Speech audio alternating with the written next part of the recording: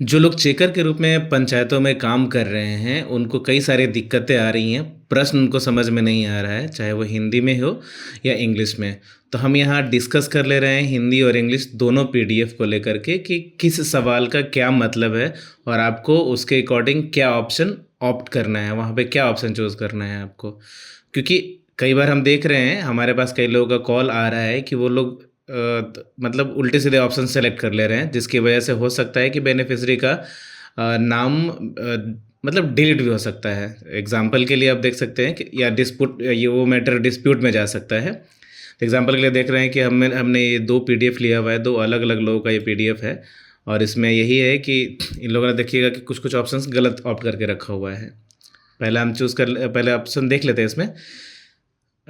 ऊपर तो ऐसा कुछ है नहीं, फैमिली है, डिटेल्स वगैरह दिया है, नाम और जॉब कार्ड नंबर दिया हुआ है। इसके बाद इंग्लिश ऑप्शन पे देखिए, पहला दिया हुआ है, is the house owned by you और एनी डिक्लेयर्ड फैमिली मेम्बर।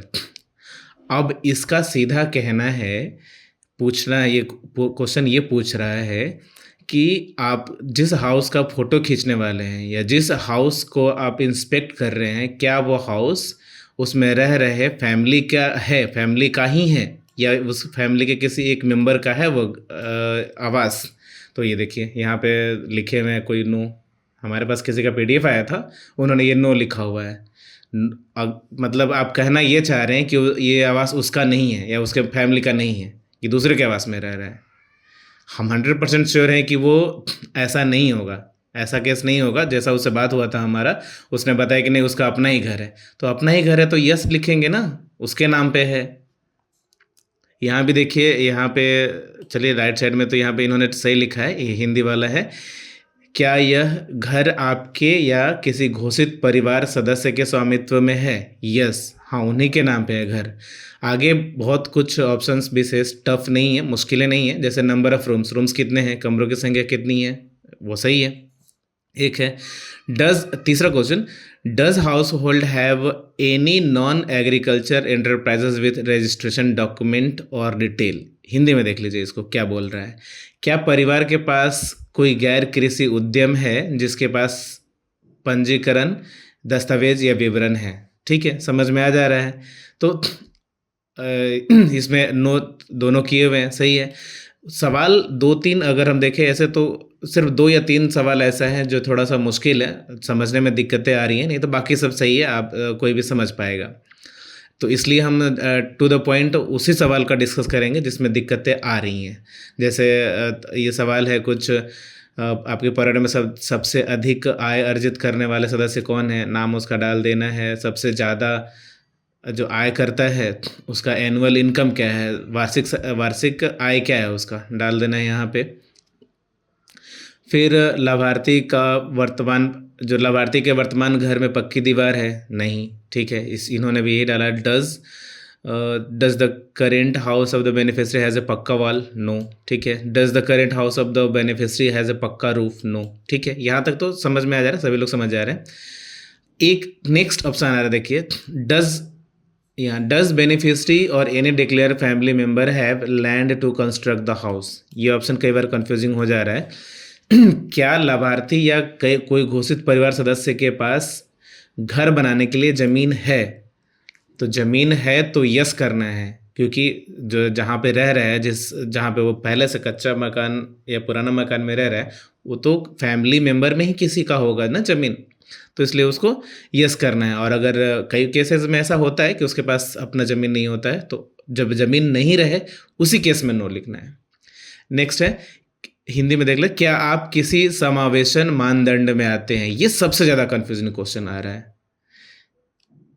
कई बार लोग बहुत कन्फ्यूज हो जा रहे हैं इसमें। तो क्या आप किसी समावेशन मानदंड में आते हैं? यहाँ देखिए इंग्लिश में क्या पूछ रहा है, do you belong to any of the inclusion criteria. Inclusion criteria दो वर्ड होता है, एक इंक्लूजन और एक एक्सक्लूजन।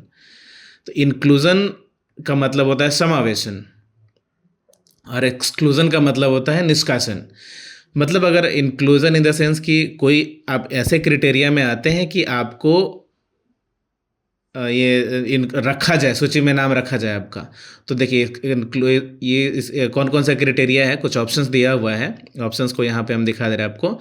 ऑप्शन है इंग्लिश में, ही हमारे पास हिंदी में अवेलेबल नहीं था, इसलिए इंग्लिश में इसको समझ लीजिए। House hold living on arms, मतलब क्या वो भिक्षा करके जीवन जी रहा है, या फिर हाउस होल्ड विदाउट शेल्टर, क्या उसके पास शेल्टर मतलब कोई भी ऐसा कुछ रहने लायक जगह नहीं है, या फिर प्रिमिटिव ट्राइबल ग्रुप, क्या वो आदिवासी ग्रुप से बिलोंग करता है, या फिर मैनुअल स्कैवेंजर, क्या वो नाला साफ सफाई करने वाला है, या फिर क्या वो बॉन्डेड लेबर है, क्या वो bonded labour in the sense कि एक कहा जाता था बंधुआ मजदूर, यस, तो बंधुआ मजदूर से बिलोंग करता है, नहीं, हाँ या नहीं। आपको अगर इन पांचों क्राइटेरिया में से कोई भी एक होगा, अगर कुछ भी होगा, भिक्षाटन करने वाले लोग हों, या फिर बिना किसी शेल्टर के रहने वाले लोग हों ऐसे ही, या ट्राइबल ग्रुप के हो, मैनुअल स्कैवेंजर हो, या बॉन्डेड लेबर हो, अगर इस ऑप्शन में से कोई आता है तो उसको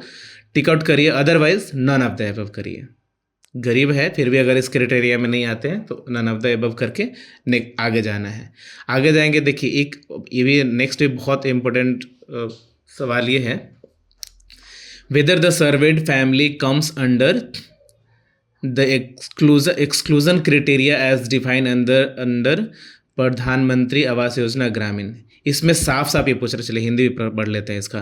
क्या सर्वेक्षित परिवार प्रधानमंत्री आवास योजना ग्रामीण अंतर्गत अपात्रता के मानदंडों में शामिल है? ध्यान दीजिएगा, अपात्रता के मानदंडों में शामिल है, मतलब ये यहाँ भी लिख रहा है एक्सक्लूजन, और यहाँ भी और इंग्लिश में लिख रहा है एक्सक्लूजन, और हिंदी में लिख रहा है अपात्रता। तो इसमें ये समझना है आपको कि क्या जो लाभार्थी है ऐसे मानदंड में शामिल है, या ऐसा किस क्राइटेरिया में आता है जिसकी वजह से उसको प्रधानमंत्री आवास योजना ग्रामीण के सूची से बाहर किया जा सकता है। क्या उस क्राइटेरिया में आता है वो? देखिए यहाँ पे इन्होंने यस लिखा हुआ है, इनको शायद समझ में नहीं आया।